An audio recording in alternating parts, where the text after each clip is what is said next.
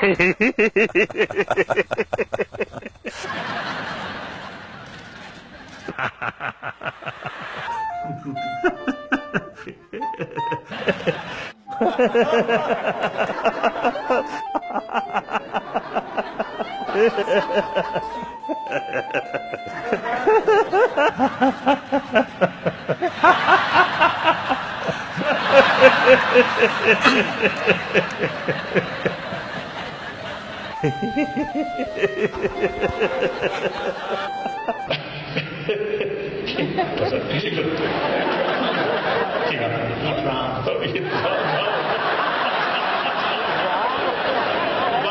he already got some money.